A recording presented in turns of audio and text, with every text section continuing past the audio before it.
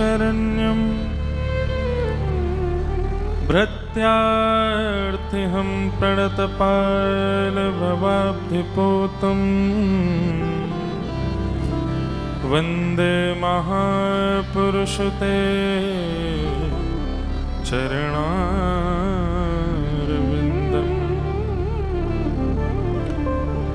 अस्ति स्वस्तरुणीकराग्रविगलत् कल्पप्रसूनाप्लुतम् वस्तु प्रस्तुतवेणुनादलहरि निर्वाणने व्याकुलम् स्रस्तनिबद्धनी विविलसद् गोपीसहस्राव्रतम् हस्तन्यस्तनतापवर्गमखिलो तारं किशोराकृति कृष्णत्वदीयपदपङ्कजपञ्जरान्ते अद्यैव मे विशतु मानसराजहंस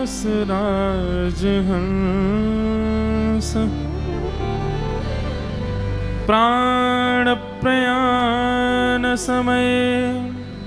कफवातपित्तैः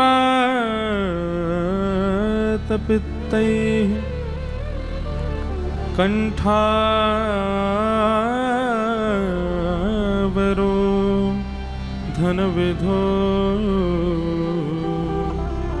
स्मरणं कुतस्ते। लक्ष्मीनाथ समारम्भां नाथयामुनमध्यमाम् अस्मदाचार्यपर्यन्तां वन्दे गुरुपरम्पराम्। जय जय श्री राधारमण, जय जय नवल किशोर, जय गोपी चित्तचोर प्रभु, जय जय माखन चोर, जय गोपी चित्तचोर प्रभु,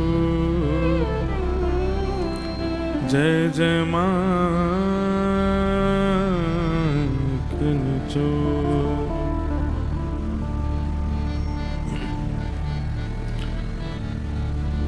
गोस्वामी श्री तुलसीदास जी महाराज भगवान श्री कृष्ण की एक बड़ी मधुर स्तुति गाते हैं। आप सब लोगों के पास में भी मोबाइल फोन है। गोपाल गोकुल वल्लभी, उसमें उसका जो लेखन है, लिरिक्स हैं, आप सब लोग खोल करके मेरे साथ गाओ। गोस्वामी तुलसीदास जी महाराज का भाव है। गोपाल गोकुल वल्लभी, गोपाल गोकुल, गोपाल गोकुल वल्लभी, गोपाल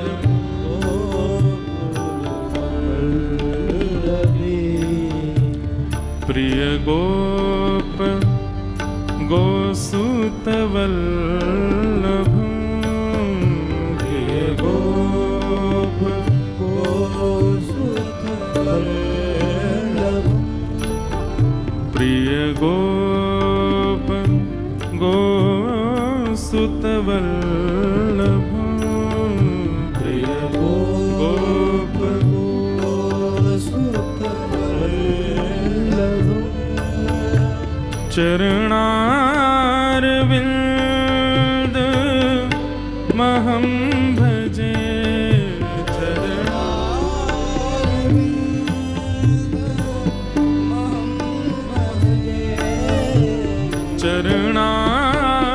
चरणारविंद महं भजे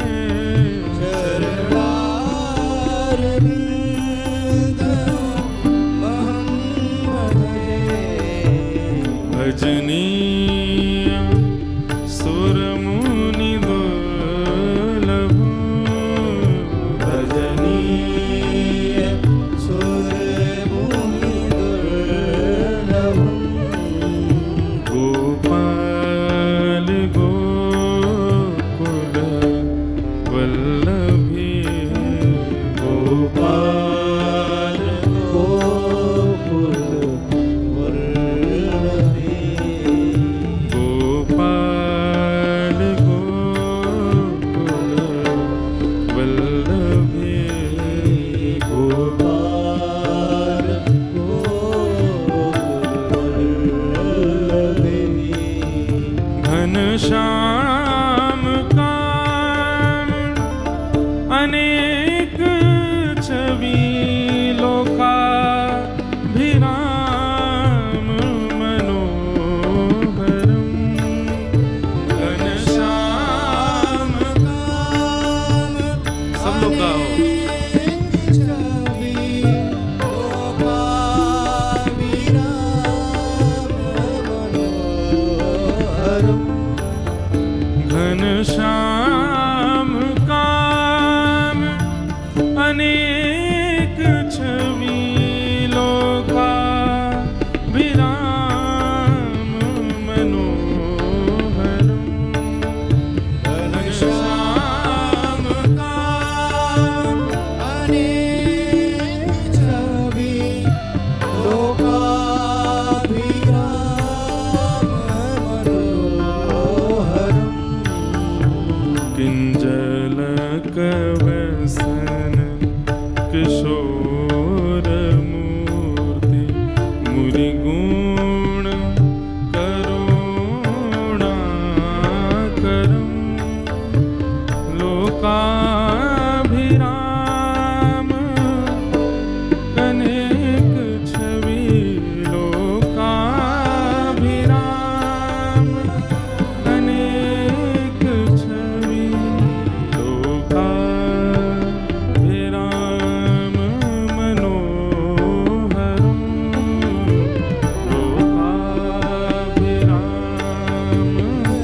मनोहरम गोपाल गोकुल वल्लभी गोपाल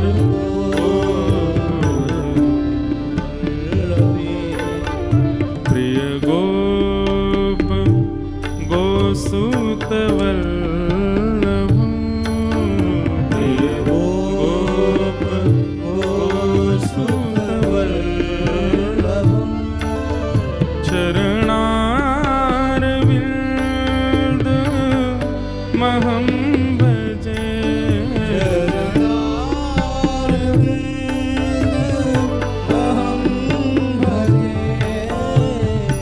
भजनीय सुरमुनि दुर्लभ भजनीय सुरमुनि दुर्लभ गोपाल गोकुल वल्लभ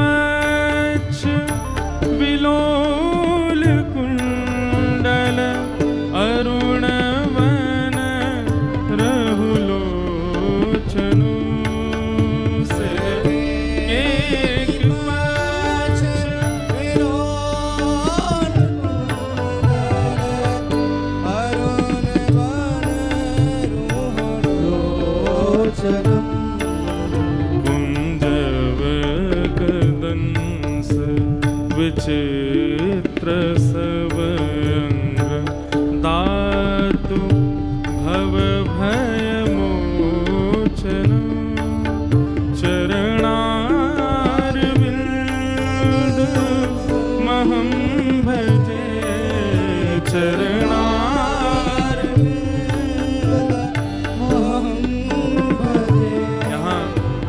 इस स्तुति में गोस्वामी जी ने ठाकुर जी के रूप का, श्रृंगार का वर्णन किया है भगवान श्री कृष्ण के।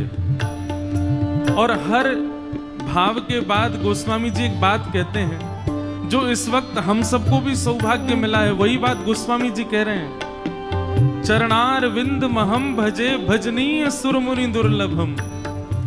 हमें वो चरण छूने का अवसर मिल रहा है, हमें उन चरणों में सर झुकाने का अवसर मिल रहा है, उन चरणों को स्पर्श करके अपने माथे से लगाने का अवसर मिल रहा है। भजनीय सुर मुनि दुर्लभम। बड़े बड़े देवताओं को जो दुर्लभ हैं ठाकुर जी के चरणारविंद, उन चरणों को हम नित्य पकड़ रहे हैं, नित्य स्पर्श कर रहे हैं, नित्य अपने माथे से लगा रहे हैं पंढरपुर आकर के। चरणारविंद महं भजे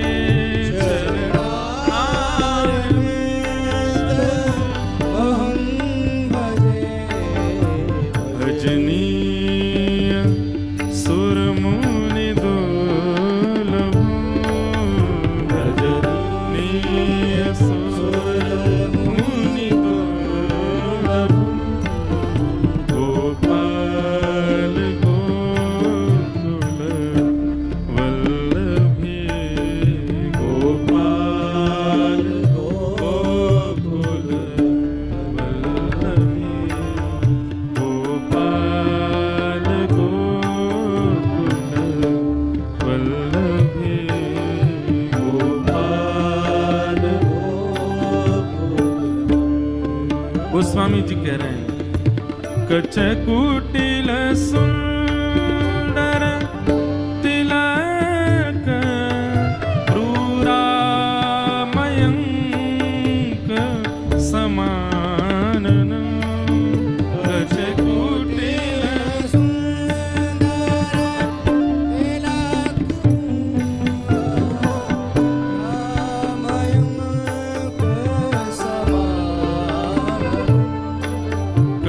कचकुटिल सुंदर तिलक क्रूराकामयंक समानन। कचकुटिल सुंदर तिलक क्रूरामयंक समानम। अपहरण तुलसी दास त्रास विहारी वृंदाकानन। चरणारविंद महं भजे। चरणारविंद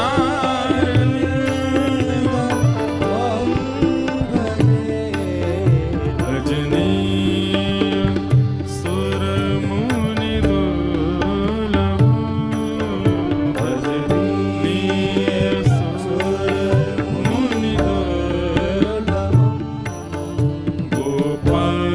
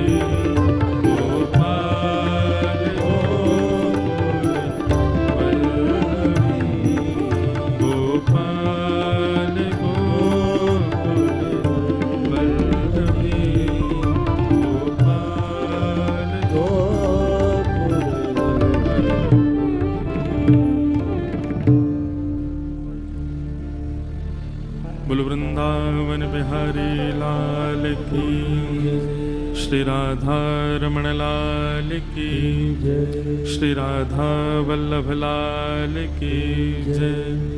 श्री पंडरीनाथ भगवान की, भागवत महापुराण की जय। चंद्रभागा मैया की, श्री पंढरपुर धाम की, वृंदावन धाम की, गोवर्धन नाथ की, गिरिराज धरण की, श्याम सुंदर श्री यमुने महारानी की, श्री तुकाराम जी महाराज की, श्री ज्ञानेश्वर मौली की, श्री नामदेव जी महाराज की, सब हरि भक्तन की जय। जय श्री राधे, जय जय श्री राधे, जय जय श्री राधे। बोला पुंडली कवरद श्री हरि विठ्ठल, ज्ञान देव तुकाराम, श्री पंडरीनाथ महाराज की जय। श्री रुक्मणी मैया की जय। द्वारिकाधीश की जय।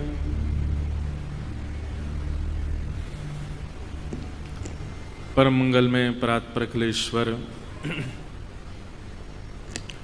अकारण करुणा वरुणालय भक्तवांछा कल्पतरु, तड़िद्वित विनिंदित पीताम्बरधारी श्री बाल कृष्ण लाल की शब्दमयी वाणीमयी वांगमयी प्रतिमूर्ति हम आप सबके मध्य में विराजमान श्रीमद् भागवत महापुराण को बारंबार प्रणाम। मंच पर विराजमान समस्त विप्रवृंद,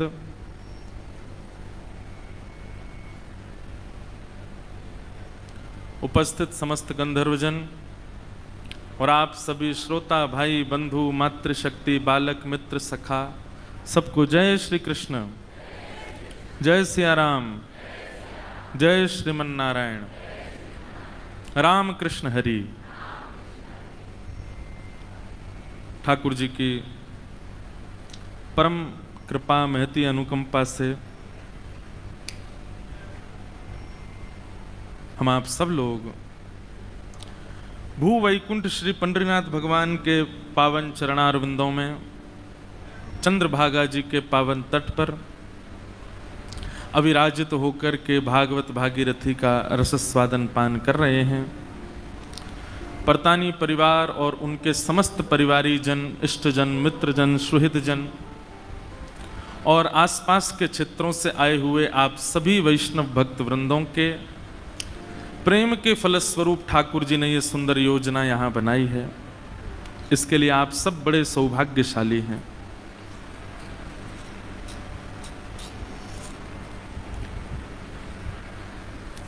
आप सबके इस भाव में दास को भी ये सौभाग्य मिला कि यहाँ आकर के अपनी वाणी पवित्र करने का अवसर मिला। एक बार बोला हो भैया बाहर पीछे सबको, अब नहीं बोलें कोई भी, विशेष रूप से पीछे। जैसे आप कोई सफर करते हैं तो सफर में माइलस्टोन आता है, किलोमीटर स्टोन आता है और उससे एक सांत्वना मिलती रहती है चित्त को कि अब इतनी दूरी और रह गई है, बस इतनी दूरी और रह गई है, अब इतनी दूरी और रह गई है। ऐसे ये भक्ति पथ है, आप सब उस पर चल रहे हैं, हम भी उसका निर्वहन करते हुए उस पर चल रहे हैं। हमारे माइलस्टोन क्या हैं, सब अपना अपना फिक्स कर लें कि हमको ऐसा अगर हमारे भक्ति मार्ग में हो तो हम समझेंगे कि अब हम इतनी दूरी और रह गए हैं। धन में, अध्ययन में, सब में एक माइलस्टोन फिक्स होता है हमारा। बहुत ध्यानपूर्वक सुनिएगा। पढ़ाई के लिए आप जाते हैं, कुछ बनना चाहते हैं, तो उसमें भी एक रहता है कि ये डिग्री और लेनी है, फिर उसके बाद में ऐसा और करना है, ये क्वालिफिकेशन और चाहिए, इतना हम कर लेंगे तो हम जो चाहते हैं वो बन सकते हैं। धन कमाने में भी एक लिमिट होती है, एक माइलस्टोन होता है, इतना और कमाना है, बस ये और व्यवस्थित करना है, ये फैक्ट्री और बना लेनी है, इतना कमा लेंगे तो फिर हमारा एक फिक्स हो जाएगा कि बस अब ठीक है, अब गाड़ी अपने गंतव्य पर धीरे धीरे भी चले तो कोई दिक्कत नहीं। पंढरपुर आ रहे हैं, सोलापुर से, कोल्हापुर से, पूना से, तो गाड़ी कब तक भगाते हैं? जब तक दिख रहा है कि अभी 200 किलोमीटर है, 250 किलोमीटर है। जैसे ही वो धीरे धीरे कम होता है, एक माइलस्टोन आपको दिखाई दिया, कितना 10 किलोमीटर रह गया, तो फिर आप गाड़ी जोर से नहीं भगाते, अब तो चल पहुंच ही गए अब तो ये माइलस्टोन जो होते हैं, किलोमीटर स्टोन जो होते हैं, ये आपको गति भगाने के लिए एक आपको आज्ञा करते हैं कि अब आराम से चलो, कोई नहीं, अब तुम पहुंचने वाले। हमारी दुनिया भर में कथा होती है, सब जगह हम कथा गाने के लिए जाते हैं, पर कुछ स्थान ऐसे हैं वहां जब कथा होती है तो लगता है कि अब हमारी भक्ति पथ का एक माइलस्टोन आ गया है। और उनमें से एक कथा इस वर्ष की पंढरपुर की कथा है। मानो ऐसा लग रहा है कि ठाकुर जी ने अब थोड़ा और समीप बुला ले, रोज अपने चरण छुबाने बुला रहे हैं, रोज अपने चरण स्पर्श को बुलाते हैं। एक बात कहें, व्यक्ति का आपने गाल छुआ, हाथ छुआ, पेट छुआ, कुछ भी छुआ तो वो स्पेसिफिक जगह ही छुई मानी जाएगी, लेकिन किसी के आपने चरण छुए तो सर्वांगीण अंग का स्पर्श माना जाता है, सर्वांगीण अंग स्पर्श हो गया। कितनी दया, कितनी करुणा। श्री तुलसीदास जी का जो ये पद है ना, इस पद, पूरे पद का अभिप्राय नहीं था गाने का, मुझे केवल वो पंक्ति बहुत अच्छी लगती है, चरणार विंद महम भजे। गोस्वामी जी कहते हैं मुझे उन चरणों को भजने का अवसर मिल रहा है। कौन से चरण? बोले भजनीय सुरमुनि दुर्लभम गोपाल गोकुल वल्लभी प्रिय गोप गोसुत वल्लभम। हमारी कई एक बात मानेंगे, जब आप पंढरीनाथ भगवान का दर्शन करने जाते हैं ना, और लाइन में चलते चलते जैसे ही आप पंढरीनाथ भगवान के सामने पहुंचते हैं,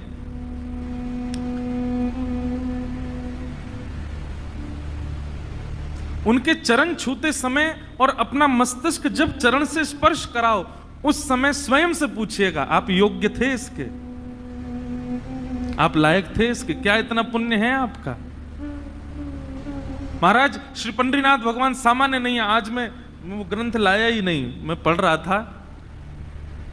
आद्य शंकराचार्य कहते हैं,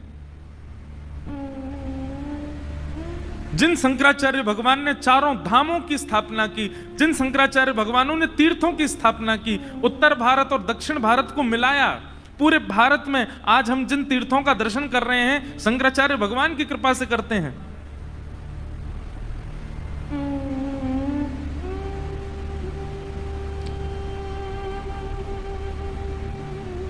ऐसे शंकराचार्य भगवान जब पंढरीनाथ भगवान का दर्शन करते हैं, तब वे कहते हैं अपनी पंक्ति में, उन्होंने पूरा अष्टक लिखा है श्री पंढरीनाथ भगवान, श्री विट्ठल भगवान के ऊपर। मुझे वो पंक्ति स्मरण में नहीं है, यहां बैठे किसी यहां के वैष्णव को याद आ जाए तो बताना। वो ऐसा कुछ भाव है उसमें, परमात्मा लिंगम, साक्षात परमात्मा का लिंग है, मतलब साक्षात परमात्मा यदि देखने हो तो पंढरपुर में आ जाओ। किसी को याद आया? हाँ, क्या है? हाँ, परब्रह्म लिंगम भजे पांडुरंगम। आहा, बहुत सुंदर। एक बार ताली बजाओ इनके लिए।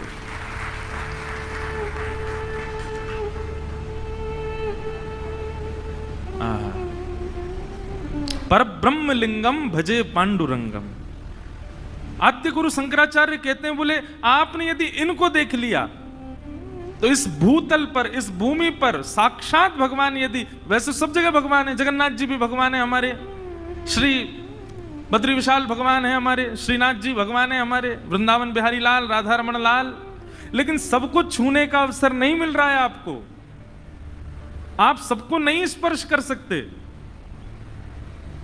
वो जो एक क्षण आप पंडरीनाथ भगवान के सामने जाते हैं, उनके चरण स्पर्श करते हैं, उनके सामने खड़े होते हैं, आप विचार करना अपने ऊपर, मैं परब्रह्म के सामने खड़ा हूं, इस पूरे ब्रह्मांड के नायक के सामने खड़ा हूं।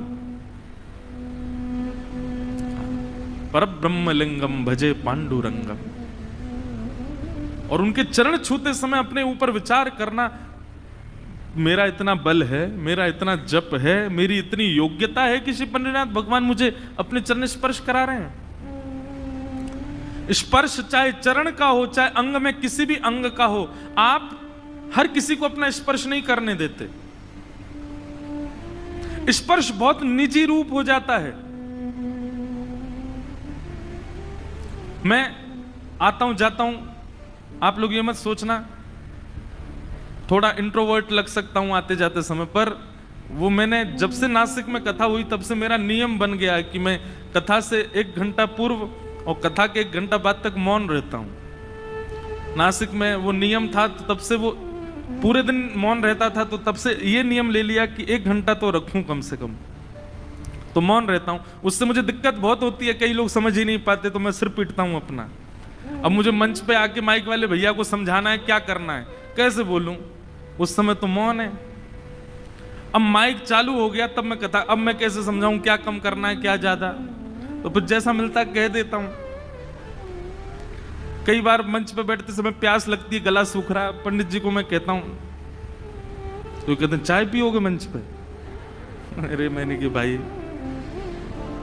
और कोई रास्ते में अभी ये सब हमारे वारकरी बालक अभी मिल गए वहां पर, अब ये लोग लाए थे कुछ स्वाफा वगैरह, मैंने कहा अब ये क्या समझे, इसका मतलब क्या है। अब मैं इनको कहना तो ये चाह रहा हूं कि कथा में चलो, वहां कथा में करना सम्मान।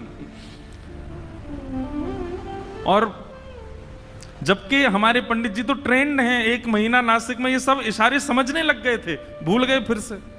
मैं अभी 1 महीना विदेश चला गया तो सब भूल गए। अब मैं इशारा करता हूं समझ ही नहीं पाते, मुझे डायरी पेन लेके चलना पड़ता है कि भाई ये करना है।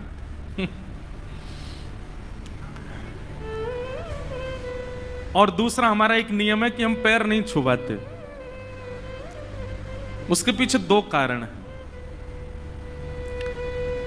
पहला कारण तो यह है कि जब आप किसी के चरण स्पर्श करते हैं, चरण स्पर्श सबके नहीं करने चाहिए, ये बहुत ध्यान से सुनिएगा।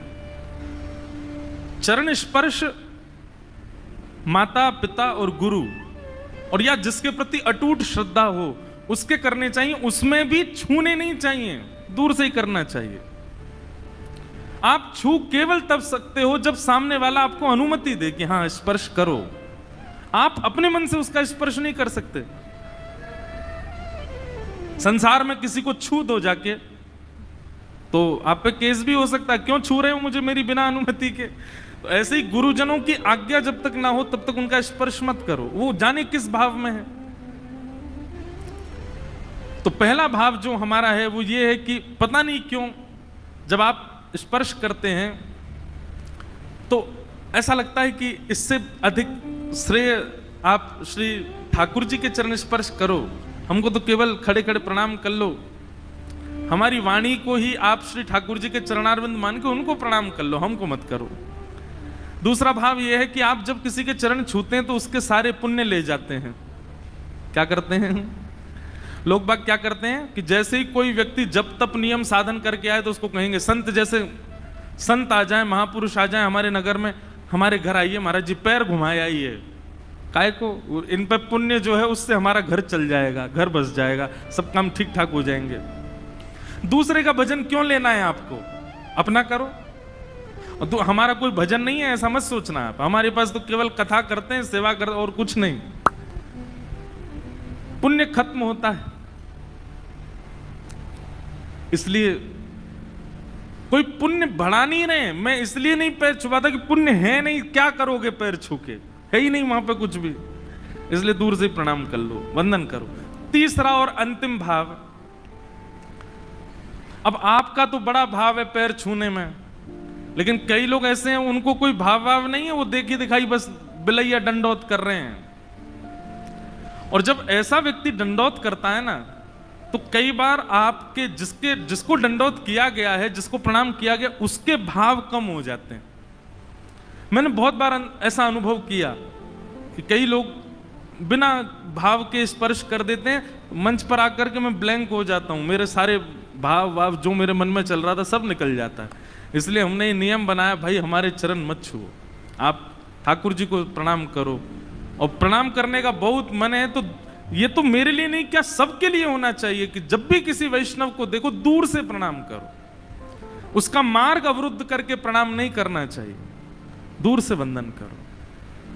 आपकी श्रद्धा विशेष होनी चाहिए, स्पर्श विशेष हो इसका कोई आवश्यक नहीं। तो हम आप चिंतन कर रहे थे ठाकुर जी के चरणार विंद, हमें स्पर्श का सुख मिलता है, क्या हम इसके योग्य हैं? नहीं, लेकिन फिर भी ठाकुर जी हमको छुपाते हैं। और हमको नहीं, लाखों की तादाद में लोग दर्शन करने आते हैं, सबको स्पर्श करने का एक अधिकार। इससे आपने क्या सीखा? पंढरीनाथ भगवान इस भूमि पर पंढरपुर में आने वाले किसी भी वैष्णव को जाति में नहीं देखते, उसके गुणों में नहीं देखते, उसके रूप स्वरूप में नहीं देखते, धनवान है निर्धन है इस भाव में नहीं देखते, उसमें कोई अवगुण नहीं देखते। पंढरपुर में यदि कोई आ गया और श्री पंढरीनाथ भगवान के दर्शन को गया, तो पंढरीनाथ भगवान चरण छुपाने के लिए बुलाएंगे ही बुलाएंगे, चाहे तुम जो भी हो। यहां परिचय नहीं पूछा जाएगा, यहां गुण अयोग्यता नहीं पूछी जाएगी, यहां पर आपका जप तप नियम नहीं। कई बार कई मंदिरों में भी निषेध होता है, अंदर कोई नहीं जा सकता, लेकिन फिर भी कोई विशेष वैष्णव आ जाए, कोई विशेष भजनानंदी आ जाए तो उसको ले जाते हैं। ठीक है, आप तो बहुत भजन करते हैं, आप अंदर जा सकते हैं। कई बार कई मंदिरों में बहुत धनवान व्यक्ति आ जाए, जिसने मंदिर में सोना चांदी लगवा रखा हो, तो पुजारी जी उसको भी कई बार ले जाते हैं, चलो चलो आपने बहुत सेवा करी मंदिर की, आप आ जाओ। सब जगह कुछ ना कुछ देख करके आपको प्रायोरिटी दी जाती है, लेकिन श्री पंढरपुर धाम में आपका कुछ नहीं देखा जाएगा, कुछ नहीं पूछा जाएगा। आपसे पहले खरबपति भी प्रणाम करके गया है, और आपके बाद वो भी प्रणाम कर रहा है जो पंढरीनाथ भगवान के दर्शन करने कर्जा लेके आया है। इसलिए मराठी भाषा में मराठी लोग कहते हैं गरीबों के भगवान है श्री पंढरीनाथ भगवान, सबको हृदय से लगाते। अभी विद्वत जनों ने बंद कर दिया, नहीं तो पहले पंढरपुर में श्री पंढरीनाथ भगवान को गले से लगाया जाता था। अभी तो चरण तक सीमित रखा है, अभी ठाकुर जी को गले से नहीं लगाने देते, बस चरण छूने देते हैं। लेकिन एक समय ऐसा भी था पंढरपुर में कि आने वाले हर वैष्णव को श्री पंढरीनाथ भगवान को ऐसे अंक में भरने का अवसर मिलता था, सब गले से लगाओ। पर हम लोगों की इच्छा तो खत्म ही नहीं होगी, गले से लगाने को मिल जाते तो हमारा मन करता गाल छूने को भी मिल जाते, वो भी मिल जाता तो हमारा मन होता कि सिर का मुकुट भी ऊपर नीचे करने का अवसर दे देते, कान भी छू लेते। हमको एक चीज से फुर्सत नहीं, अभी जितना मिल रहा उतने में खुश रहो, चरण छूने को मिल रहा है ना, बस बहुत है।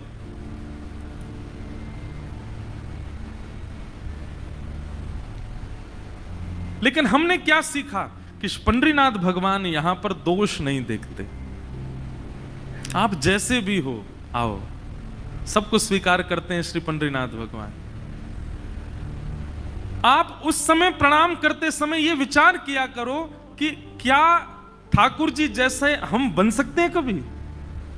मैंने अपना ही अभी बता दिया कि मुझे ही नहीं प्रिय लगता कि कोई मेरे को प्रणाम करे, मुझे अंदर से ऐसा भाव आता है कि मैं इस योग्य नहीं, क्यों कर रहे हो? लेकिन ठाकुर जी को देखो, सब प्रणाम करके जाते हैं उनको, सबको स्वीकार करते हैं, सबको अपने चरण प्रदान करते हैं। कितने दयालु नाथ हैं, कितने कृपालु नाथ हैं। ऐसो को उदार जग माही, ऐसा कौन उदार होगा संसार में? इसलिए भैया ठाकुर जी से यदि सीखना है ना, हम तो कहते हैं कि सबसे बड़ा आइडल यदि कोई हो, हमारा इन्फ्लुएंसर यदि कोई हो, संसार में और कोई इन्फ्लुएंस कर ही नहीं सकता आपको, श्री कृष्ण सबसे बड़े इन्फ्लुएंसर हैं, इनके पास जाओ, इनसे सीखो, इन जैसे लक्षण अपने जीवन में ले आओ। हम ठाकुर जी जैसे पूरे तो नहीं बन सकते, लेकिन 0.1% प्रयास तो करें, ऐसे उदार बन जाओ। मैं कथाओं में कहा करता हूं, किसी व्यक्ति की 100 बुराइयां आपसे की हों और वही व्यक्ति जिसकी 100 बुराइयां आपने सुनी हैं, वो जब आपके सामने आए तो आप सुनी हुई बुरी बातों से उसको ना देख करके आप अपने भाव से उसमें तब भी सद्गुण देखो, तो आपकी भक्ति समझो कि आप करते हो। ये गुण देखना, ये योग्यताएं देखना, सबको सहज भाव से स्वीकार करना, ये ठाकुर जी सिखाते हैं। जाति पाति भाव आदि ये सब हमको इंसानों ने सिखा दिया, ठाकुर जी नहीं मानते इस बात में।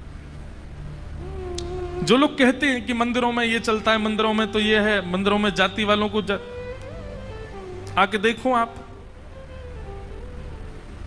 पंढरपुर में सबको प्रवेश है, किसी से नहीं पूछा जाता आपका भजन कितना, आपकी योग्यता कितनी। आज हम गोपालपुर गए थे सुबह दर्शन करने। श्री जनाबाई जी जहां ठाकुर जी के साथ लीला करती थी,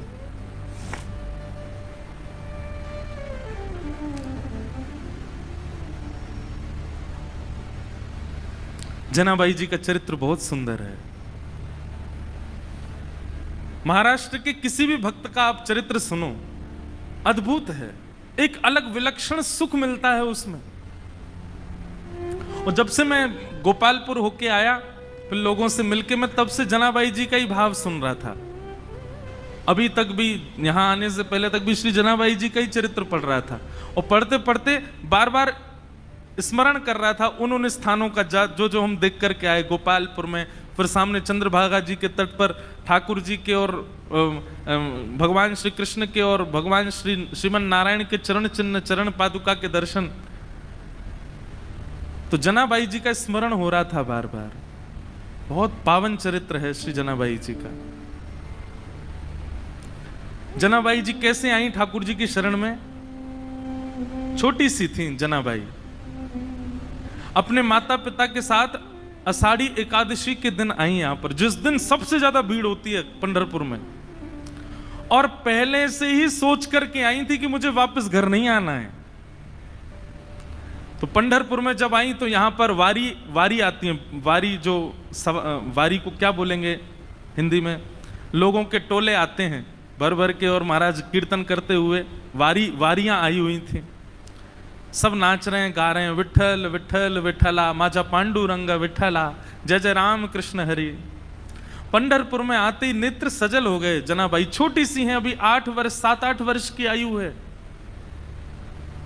मैंने एक दिन कथा में एक बात कही थी, भक्ति 2 लोगों के भीतर प्रकट होती है, या तो उसके जो पूर्व जन्म से करता आया था, कुछ शेष भाव रह गए थे, तो इस जन्म में जन्म से ही उसके अंदर भक्ति आ जाती है। 7-8-6 वर्ष की आयु में ही उसके अंदर भक्ति भाव फूटने लग जाते हैं। या तो उस व्यक्ति के अंदर भक्ति आती है जिसके अंदर पूर्व जन्म से भक्ति भाव हो, या फिर उसके अंदर भक्ति आती है जो घोर नास्तिक हो। 2 ही लोग ही भक्ति भाव में प्रवृत्त होते हैं। जनाबाई आई और यहां भीड़ में अपने माता पिता की उंगली पकड़ करके घूम रही थी, और वारी में जब आगे पीछे लोगों के धक्का मुक्की हुई तो माता पिता का हाथ छूटा नहीं, छोड़ दिया जानबूझ करके, खो गई बड़ी भीड़ में। बालक तो खो करके रोते हैं, जनाबाई नाच रही थी कि हाँ अब अच्छा हुआ, अब मैं अकेली हूं, अब मैं यहीं खो जाऊंगी, माता पिता को मिलूंगी नहीं, और सदा के लिए अपने विठोबा के पास रहूंगी, अपने विठल के पास रहूंगी। माता पिता ने ढूंढने का प्रयास किया, लेकिन जनाबाई मिली नहीं। जनाबाई प्रसन्न हैं, क्योंकि उनका परिवार तो श्री पंढरपुरी है ना। श्री एकनाथ जी महाराज अपने एक भाव में कहते हैं, माझे माहेर पंढरी आहे भीवरे चातेरे। अब देखो, मराठी मुझे भी नहीं समझ आती और बहुत लोगों को भी नहीं समझ आती, पर हम जिनके यहाँ बैठ के खा रहे हैं, जिनका खा रहे हैं, उनको प्रणाम तो करेंगे ना। एकनाथ जी महाराज कहते हैं, मैं अर्थ बताता हुआ बोलूंगा। माझे माहिर पंढरी, माहिर मतलब मेरा तो मायका पंढरपुर है। आहे भीवरे चातरी, कौन सा पंढरपुर? बोले जो भीमा नदी के तट पर विराजमान है वो पंढरपुर मेरा मायका है।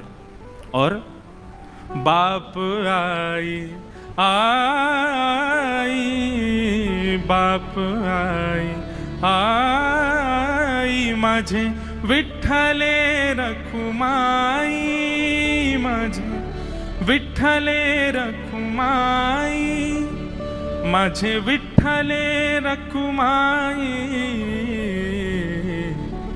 मेरे पिता माता कौन है? बाप आई, बोले विठ्ठले रखुमाई। अच्छा, यहां पे उल्टा है, यहां पे पिताजी रुक्मणी जी हैं, मैया विठ्ठल भगवान है। पंढरपुर में उल्टा है। माउली कौन है? बोले माउली हमारी मैया कौन है? हमारा ध्यान रखने वाली, भूख लगने पे खिलाने वाली, नींद आने पे सुलाने वाली, हमारा ध्यान रखने। कौन है मैया हमारी? बोले विठ्ठलनाथ हमारी माउली है। वैसे अर्थ तो यही है कि पिताजी विठ्ठल भगवान, रुक्मणी मैया, लेकिन हम ब्रजवासी ना अपनी बात तो जोड़ेंगे। रुक्मणी जी पिताजी का रोल निभाती हैं, यहां पर मैया का रोल तो श्री पंडरीनाथ भगवान निभाते हैं। बाप आई आई, माझे विठ्ठले रखुमाई, माझे विठ्ठले रखुमाई, माहे माहेर पंढरी, माझे माहेर पंढरी, आहे भीवरे चातरे, माझ बहिण चंद्रभागा, माझ बहिण चंद्रभागा। जो गाएगा उसकी बात सिद्ध होगी। अब मैं कह रहा हूं कि मेरे माता पिता विठ्ठल रखुमाई, तो मेरी बात सिद्ध हो रही है। आप चुपचाप बैठ के सुन रहे हो तो आपकी बात सिद्ध नहीं होगी।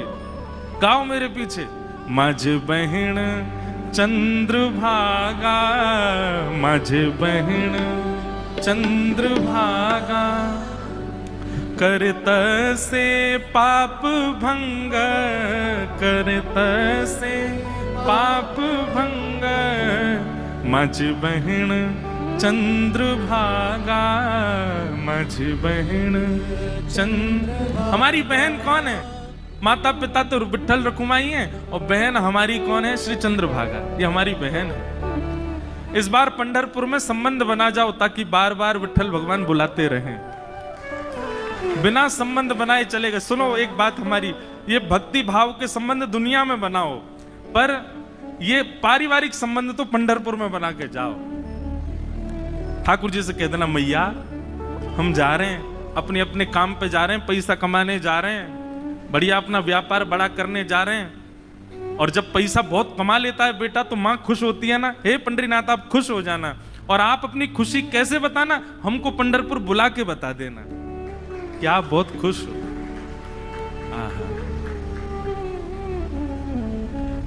यही भाव चल रहा है जनाबाई के चित्त में। माता पिता बिछुड़ गए, मेला में छूट गए पीछे, लेकिन जनाबाई इस बात से दुखी नहीं है। बोले क्यों? बोले मेरे माता पिता तो विठ्ठल रखुमाई है, मेरी बहन तो चंद्रभागा है। ये सब संत महापुरुष जो उछल उछल करके राम कृष्ण हरि कीर्तन कर रहे हैं, ये सब मेरे भाई बंधु हैं, यही मेरा परिवार है, मैं अब इन्हीं के बीच में रहूंगी। जनाबाई बताओ, बिछुड़ने पे प्रसन्न हो रही है, खो गई है मेले में, चंद्रभागा नदी के तट पर बैठी हैं। लेकिन एक दिन, 2 दिन, 3 दिन, 4 दिन बीत गए। बहुत भीड़ होने के कारण जनाबाई को ठाकुर जी का दर्शन नहीं हुआ। मंदिर में प्रवेश करती है, लेकिन सुबह से रात हो जाती है, खड़े खड़े मंदिर में जा ही नहीं पा रही जनाबाई। तब चंद्रभागा के तट पर जाकर के बैठी हैं और जाकर के अपने हृदय पर हाथ रख के कह रही हैं, अरे मेरे बिठोवा, अरे मेरे बिठू राय, कब मिलोगे? तुम्हारे लिए सब छोड़ करके आ गई मैं। मीराबाई का भाव है ना, भाई छोड़या बंधु छोड़या, छोड़या जग सोए, साधुअन संग बैठ बैठ, साधुअन संग बैठ बैठ, लोक लाज खोई रे, मेरे तो गिरधर गोपाल दूसरो न कोई, दूसरो न कोई। सब छोड़ दिया मैंने विठोबा आपके लिए, और आप हो भीतर बैठे हो बस ऐसे कमर पे हाथ धर के, मुझे दर्शन ही नहीं दे रहे हो। बंधुओं, धाम की कृपा का अनुभव करना हो ना, तो धाम में विराजमान जो छोटे छोटे तीर्थ हैं, जैसे अब पंढरपुर का मुख्य तीर्थ क्या है? पंडरीनाथ भगवान का मंदिर, लेकिन वहां तो सबकी भीड़ लगी है, सबको दर्शन हो जाए सुलभ नहीं। तो जब तक पंडरीनाथ भगवान दर्शन नहीं दे रहे, ये आसपास छोटे छोटे तीर्थ जो हैं, यहां जा जा करके दर्शन करो। चंद्रभागा जी से प्रणाम करो, गोपालपुर में जाकर के प्रणाम करो, और बाहर पंडरीनाथ भगवान के मंदिर के सामने नीचे चंद्रभागा जी के तट पर पुंडलीक का स्थान है, वहां प्रणाम करो। ये विष्णुपदी जाकर के प्रणाम करो। पंढरपुर की 2-2.5 किलोमीटर की परिक्रमा, वो परिक्रमा कर प्रदक्षिणा करके प्रणाम करो। ये छोटे तीर्थों से प्रणाम करके कहो कि आप पंडरीनाथ जी को कहो ना कि हमको दर्शन दें। मूल और वास्तविक दर्शन की विधा तो यही है। ये छोटे तीर्थ इसीलिए बनाए कि भाई इनको रिझाओ, तो ये अप्रोच लगाएंगे ऊपर की भाई इसको दर्शन दो, तब आपको दर्शन होगा ठाकुर जी का। अब हम तो ज्यादा ही बड़े लोग बन गए ना, वीवीआईपी घुस जाते हैं भीतर, लेकिन मूल उद्देश्य, मूल तरीका तो यही होना चाहिए। छोटे छोटे तीर्थों में जाकर के वंदन करो, उनकी कृपा से ठाकुर जी का दर्शन हो। हमारे वृंदावन में श्री यमुना जी से प्रार्थना करो, ब्रजवासियों से प्रार्थना करो, रज से प्रार्थना करो, तब बिहारी जी का दर्शन होगा। तो जनाबाई बैठी हैं और चंद्रभागा जी के तट पर बैठी बैठी रुदन कर रही हैं कि हे विठोबा कब मिलोगे, हे विठुराय कब मिलोगे। तभी उनके रुदन के स्वर को एक महापुरुष ने सुना। बहुत ध्यान से सुनो। और वो महापुरुष कौन है? श्री नामदेव जी के पिताजी। उन्होंने जब सुना तो कहा, लाली हम तुझे दर्शन कराएंगे, जब तक चल हमारे घर ही चल, वहां रह के कुछ खान पान करना, भोजन इत्यादि कर लेना, अच्छा सुख मिलेगा। जनाबाई उनके साथ चली गई घर। वहां पर नामदेव जी महाराज और बड़े बड़े कीर्तनकार कीर्तन कर रहे थे। कीर्तन में बढ़िया मृदंग बज रही है, कांसे बज रहे हैं, बालक सब वारकरी बालक जैसे कीर्तन करते हैं। अब ये सोचो कि नामदेव जी महाराज आदि के समय पर कीर्तन जो होता था उसकी एक बिंदु है ये, वो कीर्तन कैसा रहता होगा। एक जगह वर्णन आता है प्रसंग में, एक बार नामदेव जी का कीर्तन चल रहा था, तो कीर्तन की ध्वनि पंडरीनाथ भगवान को सुनाई देने लगी। तो पंडरीनाथ भगवान रुक्मणी जी से बोले सुनो मेरा मन नहीं लग रहा अब यहां पर। रुक्मणी जी बोली क्या करना है? बोले मैं जा रहा हूं कीर्तन में। बोले इतने लोग जो दर्शन के लिए आ रहे हैं ये? बोले अब इनको आप संभाल लो, लेकिन मुझे बहुत जोर से मन कर रहा है कीर्तन में जाने का, मुझसे रुका ही नहीं जा रहा, मैं जा रहा हूं नामदेव जी के कीर्तन में। रुक्मणी जी बोली आप जाइए, मुझे उसकी कोई परवाह नहीं, उसके लिए मना नहीं, लेकिन आप एक चीज देखिए, नामदेव जी नेत्र बंद करके गा रहे होंगे, वैष्णव उछल उछल करके नृत्य कर रहे होंगे, आप जैसे ही जाओगे पूरी जनता आपके पीछे पड़ जाएगी, कीर्तन में भंग हो जाएगा, आप जाकर के वहां कीर्तन में विक्षेप डाल दोगे। तो एक बार पंडरीनाथ जी रुक गए, बोले अच्छा हाँ सही कह रही हो, फिर तो नहीं जाऊंगा मैं। लेकिन जैसे ही नामदेव जी के ऊंचे ऊंचे स्वर सुनाई दें, विठ्ठल भगवान खड़े खड़े कर, मुझसे रुका ही नहीं जा रहा, अब जो होगा देख लूंगा, मैं कोने में खड़ा हो जाऊंगा, लेकिन मुझको जाने दो। रुक्मणी जी बोली जाओ। सोचो विचार करो, भक्तों के स्वर के लिए ठाकुर जी त्रिलोकीनाथ उतावले हो रहे हैं। ठाकुर जी तुरंत कमर पर हाथ धरे ऐसे ही दौड़े। अच्छा कभी कभी एक मन में भाव आ रहा था कि श्री पंडरीनाथ भगवान सारे काम ऐसे ही करते हैं क्या? यहाँ पे दौड़ते भी ऐसे ही होंगे, सोते भी ऐसे ही होंगे, बैठते भी ऐसे ही होंगे, खाते तो होंगे ही नहीं दूसरों से कि तुम खिलाओ, हमारे तो हाथ यूं हैं। पंडरीनाथ भगवान पीतांबरी पहने, गले में सुंदर माला है और ये मुकुट धारण किए, मत्स्याकृत मछली के आकार के कुंडल, और दौड़ रहे हैं नामदेव जी के कीर्तन की ओर। असंख्य भीड़ लगी है। ठाकुर जी ने सोचा कहीं विघ्न ना आ जाए, तो बाहर खड़े हो गए और जहां से केवल नामदेव जी की झलक दिख रही है, कीर्तन हो रहा है, सब नाच रहे हैं, वहीं से ठाकुर जी देख रहे हैं और देख करके वहीं झूम रहे हैं। इतना आनंद ठाकुर जी को आ रहा है। लेकिन झूमते झूमते झूमते झूमते ठाकुर जी को सुध बुध नहीं रही और ठाकुर जी तो कोने से भीड़ में आ गए। अब जैसे ही ठाकुर जी आए, लोगों को कस्तूरी की सुगंधी आने लगी, बढ़िया। पीछे मुड़ मुड़ करके देखें, साक्षात पंडरीनाथ भगवान खड़े हैं। अब तो महाराज नाचना गाना सब भूल गए, सब मार्ग देने लगे और ठाकुर जी नाचते नाचते भीतर प्रवेश कर रहे हैं। नाचते नाचते ये स्थिति हो गई, इतनी भीड़, कोई पांव छू रहा है, कोई हाथ छू रहा है। स्पर्श करते करते ठाकुर जी की पीतांबरी खींच ली किसी ने और ठाकुर जी के वस्त्र उतरने लगे, लेकिन ठाकुर जी नृत्य नहीं छोड़ रहे हैं, उछल उछल करके नाच रहे हैं।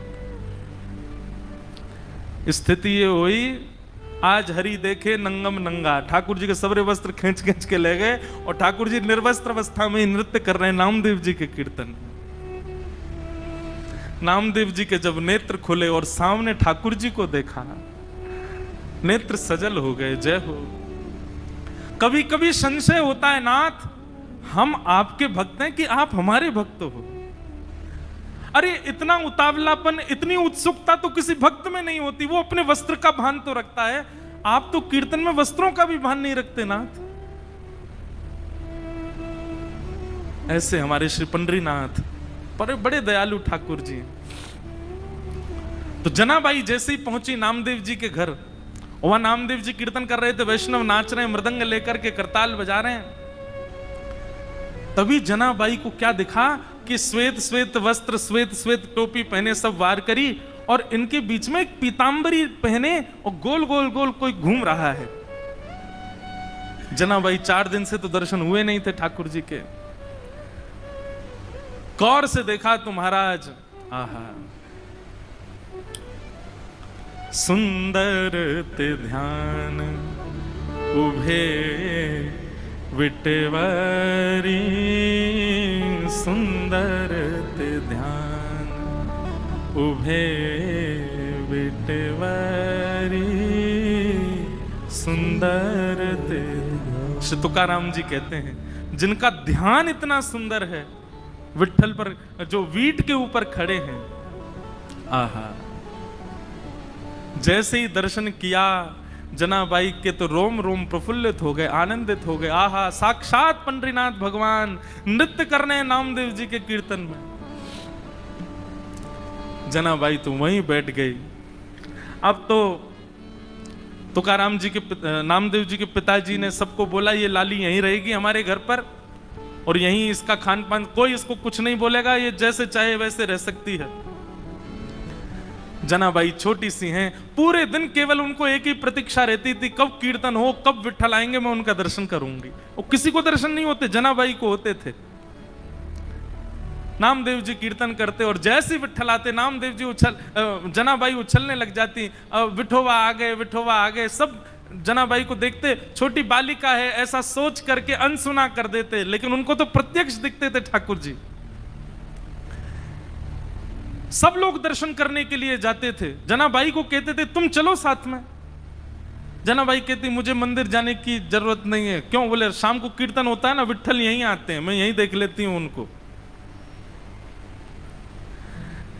ऐसे करते करते जनाबाई का प्रेम और एक जैसे मित्रता संबंध हो गया श्री ठाकुर जी के साथ में। पूरे दिन सेवा करती और सेवा करने के बाद शाम को बैठ करके ठाकुर जी का चिंतन करती, ठाकुर जी के लिए प्रसाद क्या बनाना है, क्या सिद्ध करना है, ये सब विचार करती जनाबाई।